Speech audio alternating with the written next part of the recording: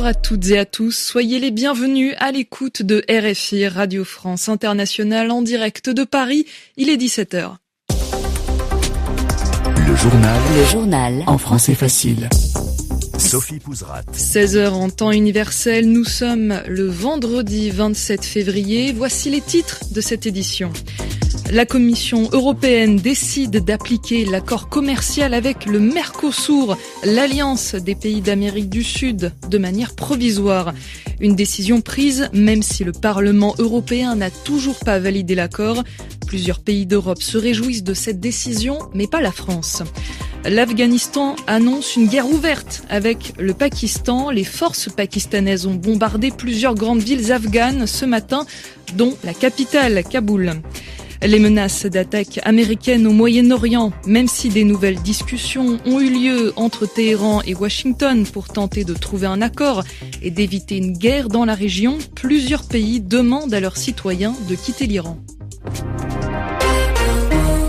C'est une annonce qui provoque de nombreuses réactions en Europe. Ce vendredi, Ursula von der Leyen, la présidente de la Commission européenne, indique que l'accord avec le Mercosur est appliqué de manière provisoire. Le Mercosur, aussi appelé le marché commun du Sud, c'est une alliance économique entre plusieurs pays d'Amérique du Sud. La question d'un traité commercial entre le Mercosur et l'Union européenne est au cœur des débats depuis plusieurs années, car certains pays d'Europe, surtout la France, s'y opposent. Le traité n'a donc jamais été mis en application jusqu'ici, il était même suspendu par les députés du Parlement européen. Mais hier, l'Argentine et l'Uruguay, qui sont membres du Mercosur, ont signé le traité à leur tour et la Commission européenne a donc décidé de l'appliquer provisoirement, c'est-à-dire que cette décision n'est pas définitive. Correspondance à Bruxelles de Pierre Benazé. Je l'ai toujours dit, affirme Ursula von der Leyen, quand ils seront prêts, nous le serons aussi. Et puisque l'Uruguay et l'Argentine ont ratifié cette semaine l'accord avec l'Union européenne, la Commission met en œuvre cet accord de manière provisoire. Les 27 lui en ont donné le droit à la majorité lorsqu'ils ont donné leur feu vert pour que la Commission aille signer en janvier cet accord négocié depuis 25 ans.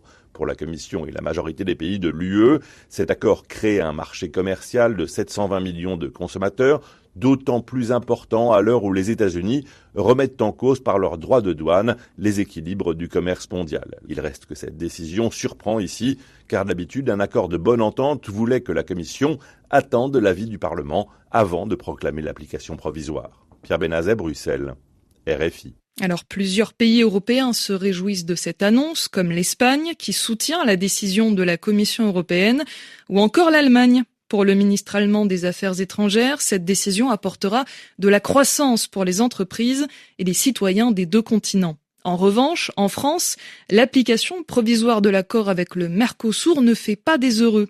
La ministre de l'Agriculture française estime que cette décision ne respecte pas l'avis du Parlement européen.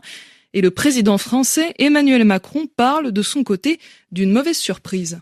La Commission européenne a fait le choix unilatéral d'appliquer provisoirement l'accord avec le Mercosur. Elle assume ainsi une très lourde responsabilité vis-à-vis des agriculteurs. On ne leur donne pas la clarté sur ce qui dépend de nous, on leur ajoute de l'incertitude sur des choses sur lesquelles ils ont exprimé celle-ci. Pour la France, c'est une surprise et une mauvaise surprise. Et pour le Parlement européen, c'est une mauvaise manière. Le président français Emmanuel Macron. Le Pakistan déclare une guerre ouverte avec l'Afghanistan. Les forces pakistanaises ont bombardé plusieurs grandes villes afghanes ce matin, dont la capitale, Kaboul. Hier, c'est l'armée afghane qui a attaqué plusieurs postes pakistanais à la frontière entre les deux pays. Leurs relations se sont dégradées au cours des derniers mois, mais aujourd'hui, l'Afghanistan dit vouloir le dialogue pour résoudre le conflit avec son voisin. Parmi les réactions internationales à ce conflit, celle de l'Iran, qui propose son aide pour faciliter le dialogue entre Kaboul et Islamabad. L'Iran qui met aussi les États-Unis en garde contre toute exigence excessive. Téhéran et Washington étaient en discussion hier pour tenter de trouver un accord sur le programme nucléaire iranien. Ce troisième cycle de négociations était perçu comme la dernière chance pour éviter une guerre.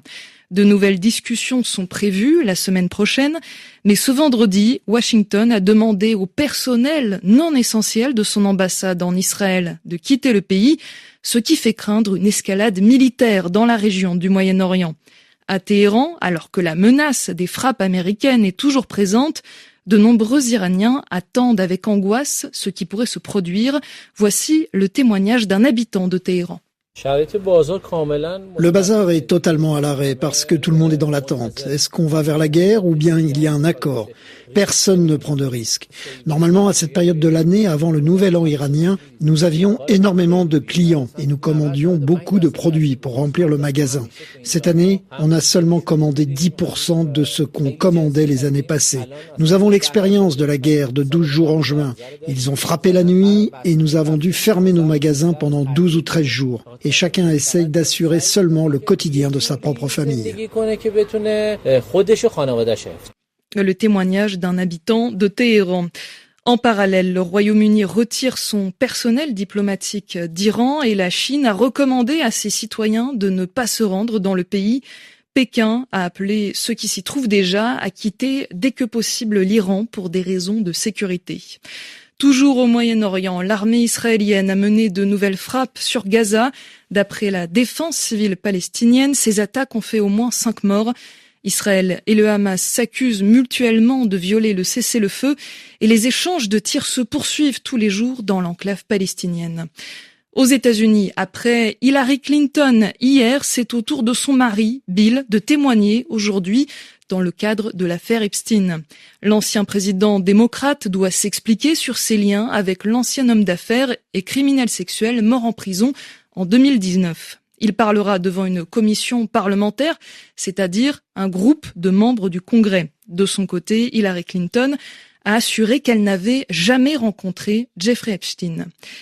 Les violences de plus en plus intenses au Soudan du Sud ces dernières semaines entre l'armée et des milices, cela inquiète le chef des droits de l'homme de l'ONU. Il réclame une action urgente pour préserver la paix dans le pays, qui est selon lui menacé par une guerre civile généralisée. En France, un nouveau traitement médical est autorisé pour prévenir, pour empêcher d'attraper le virus du VIH qui entraîne la maladie du sida. Il permet d'être protégé pendant 2 mois. Cela faisait 2 ans que les associations de lutte contre la maladie l'attendaient.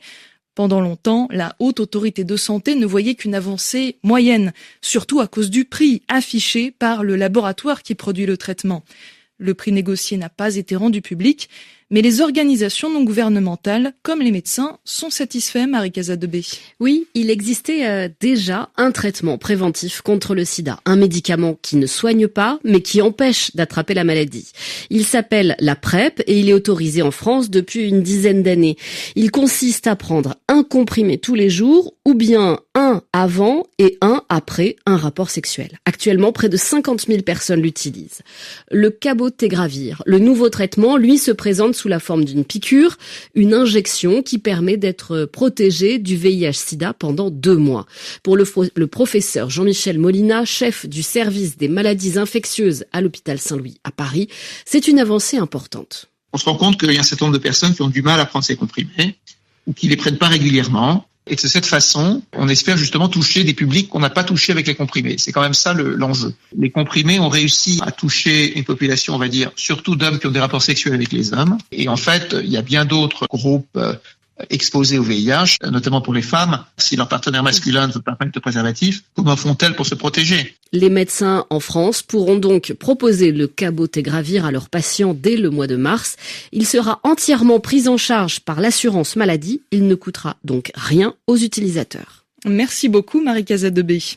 L'actualité culturelle, à présent surtout celle du cinéma en France. La 51e cérémonie des Césars a eu lieu hier soir. Les films L'Attachement et Nouvelle Vague se sont imposés. Nouvelle Vague repart avec 4 prix et L'Attachement a remporté 3 trophées, dont celui du meilleur film. La soirée a aussi rendu hommage au peuple iranien, victime d'une répression sanglante. Dès le début de cette édition, sa présidente, Camille Cotin, a tenu à la dédier à tous les peuples qui, dans le monde, luttent pour la liberté. Fin de citation. C'est la fin de cette édition du journal En français facile. Merci de nous avoir écoutés, où que vous soyez sur la planète. Il est 17h et presque 10 minutes à Paris, 16h10, en temps universel.